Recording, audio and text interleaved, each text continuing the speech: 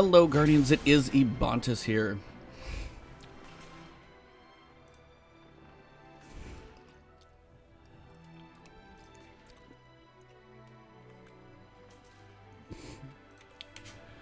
Hello Guardians, it is Ebontis here. It is July 19th. Had an awesome podcast this morning, but let's talk about Xur. If you guys do want to catch the podcast, it will be uploaded later to my channel, and also it will be live on audio platforms. That one's actually been growing well. Thank you all for the support there. iTunes, Spotify, Google Podcasts, and pretty much anywhere you can find audio podcasts, we've got you covered. But Xur should be over here in his little cave. There he is, in his little nook. And let's see what he's got for this week of July 19th. I bring a message from the night. Well, this is going to be a lackluster week, I can tell you already. But remember, Faded Engram, if you do have a lot of shards, it's a chance for you to get any exotic through Forsaken, just no annual pass exotics. Just random rolls on them, so that's kind of one thing that can be nice here if you're looking for like an exotic. Remember, if you're trying to go for like a hunter exotic, be on the hunter when you buy this. You're probably not going to get a Titan one, at least most likely not. If you are new, the Five of Swords is your way to get your Nightfall modifiers card, so you can kind of switch up things like modifiers, like singes, and buffs and debuffs and things like that. So that's how you do those. But here this week, first we're going to start with Coldheart. It is a decent fusion rifle. Not fusion, I'm sorry, trace rifle. So these are the laser beams that you guys see out there, and this is the arc version. This weapon shoots a steady, cold fusion-powered laser. So it's actually pretty cool. The perk about this one is Longest Winter. Coldheart's laser does exponentially more damage the longer it remains on a target. What does that work well on? Bosses. Now, at one point when Leviathan started, this thing was kind of in its heyday and everybody used it. It's still a decent gun. I think a lot of these have been brought in check and balances pretty decent.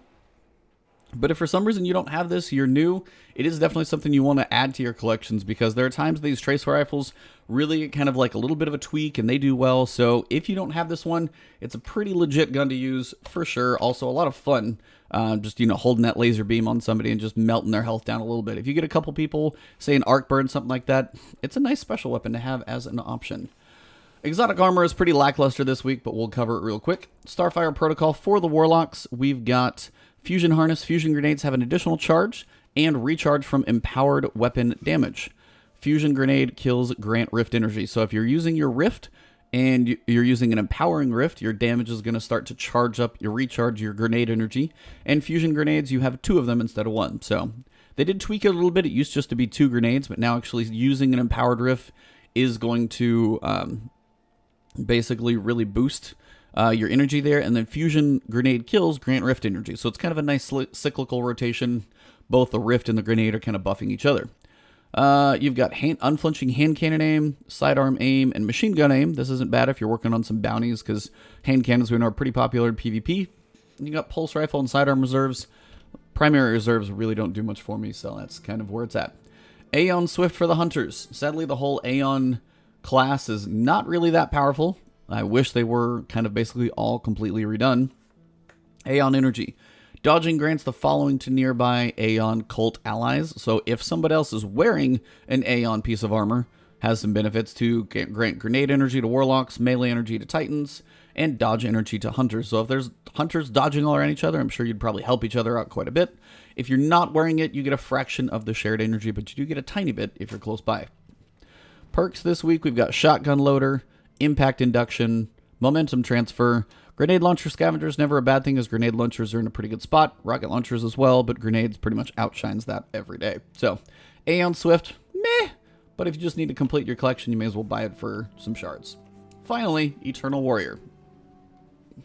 For us Titans up in here, always kind of just an odd looking exotic. First off, I mean, it's a statue head, but unfortunately not overall the best, but the perks on this thing actually don't look horrible. Your intrinsic is gain an overshield while activating Fist of Havoc. So when you cast your super, if you like Fist of Havoc or that super type, you will get an overshield. Keeps you a little more survivable as you're running around, especially now as it's a roaming super and not a single shot. So there are some benefits to it there. But you just give up most other exotic benefits by using this one. This one does have decent perks on it though. We've got auto rifle targeting, meh. power weapon targeting paired with machine gun reserves. Those are actually going to synergize very well.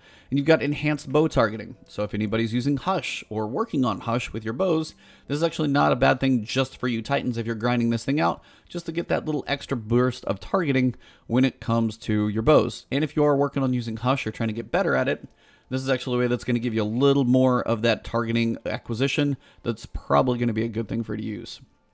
Fusion rifle reserves and machine gun reserves, also pretty decent on both. So this actually isn't a terrible PvP role as you think about it. I wouldn't really worry too much about an overshield in PvE, because, I mean, if you use your super, you're probably going to kill a lot of things around you. But in PvP, I could see this actually having some benefits.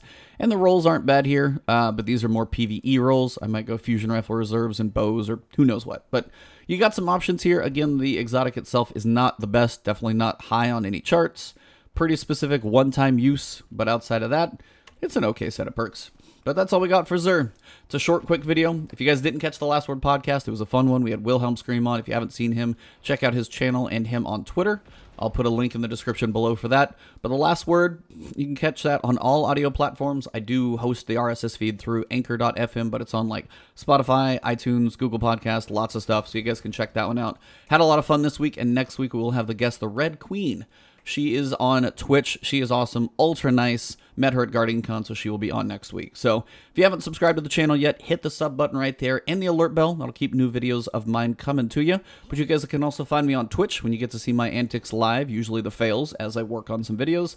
And then also on Twitter as well, keeping you guys up to date and everything going on. So thank you all for the follows, the support. 35,000, blew right past that and still growing. So thank you all for the support. You guys are amazing. Enjoy your weekend. Have fun. Get out there, see the sun, play some games, whatever you want to do. Enjoy your weekend, and I'll see you soon.